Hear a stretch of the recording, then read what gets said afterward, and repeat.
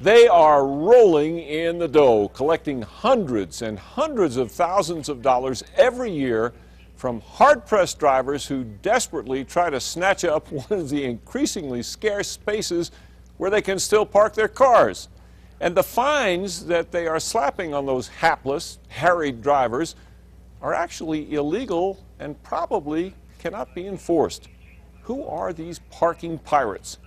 Here's News 13 investigative reporter Larry Barker.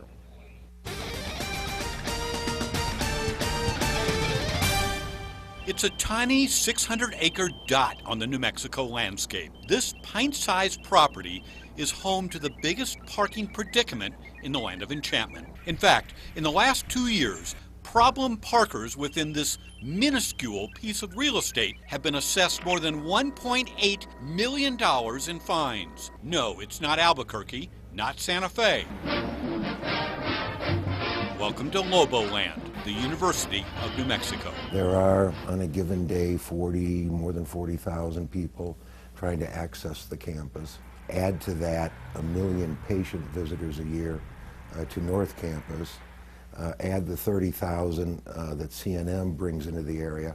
So it does become congested. You see, on campus, finding a place to park is part of the UNM experience. Ever gotten a parking ticket?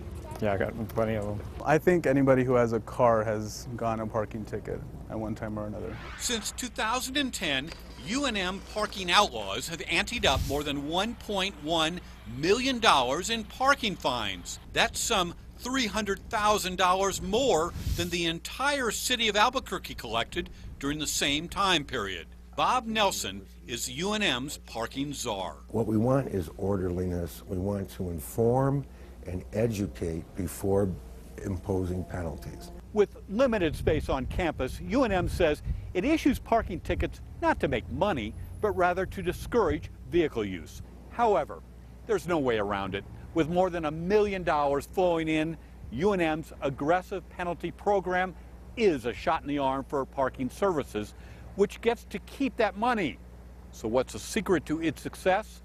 Big, fat fines. For example, park at an expired on-campus parking meter and you'll be punished with a $20 fine. Get caught in a handicap parking space and you'll owe UNM a $250 penalty. However, it appears UNM's fines may conflict with state law. You see, UNM gets its authority to regulate parking from the legislature, and the penalties are capped by law. This statute says campus fines cannot exceed $5. However, a later statute allows UNM to punish violators with penalties up to $100. By keeping two conflicting statutes on the books, lawmakers have created a UNM parking twilight zone. You got us on that one. State Senator Bill Payne is an Albuquerque attorney. That's something I'll look into and see if we can get an amendment, just get it off the books, make sure it's clear everyone understands what the law is. The UNM campus is in State Senator Cisco McSorley's district. One statute says that parking fines shall be no more than $5, and the next statute says parking fines shall be no more than $100. They're both on the books. In terms of the general public out there, is the issue clear? Absolutely not. And it's the legislature's fault, it's our fault, and it's up to us in the legislature to try to make this right. Now, even though thousands of problem parkers do write checks to the university for their citations, not everybody's so compliant. You see, in most places, a parking violation is a crime. Ignore the ticket and you see a judge. But a UNM ticket is different. If you get a citation here, you've not broken the law, just the rules. And while UNM does have the authority to issue parking citations, in many cases, it can't force you to pay. We found UNM sitting on hundreds of thousands of dollars in unpaid parking fines. Many thousands of unpaid citations. Do you collect on those? We don't pursue them in the normal course because we don't know who owns the vehicle or where they live. The only way the university would know who owns a car is if the driver bought a permit to park on campus. The MVD does not share its database with UNM, so UNM can't force you to pay a parking ticket if it doesn't know who you are. If they haven't registered their vehicle with the university, do you have a way of knowing who these cars belong to today? Not today. We want to go after abusers, whether we know who they are or we don't know who they are.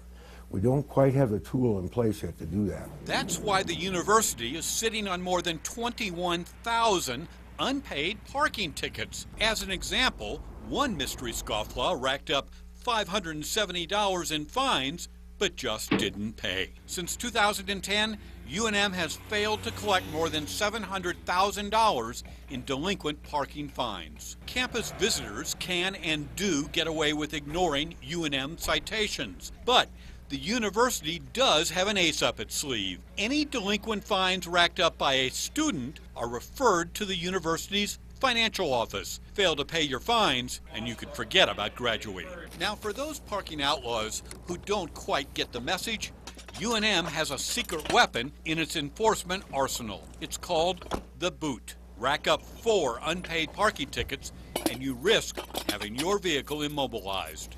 At that point, they can retrieve their vehicle only by settling their account.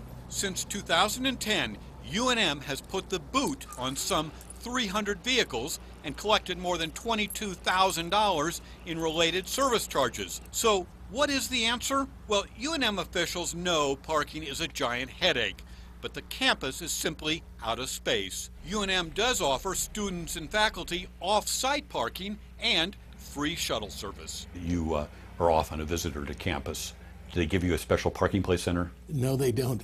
And when I go to campus, I usually try to ride my bike to avoid the problem. That's how bad it is. Larry Barker, KRQE News 13. See, my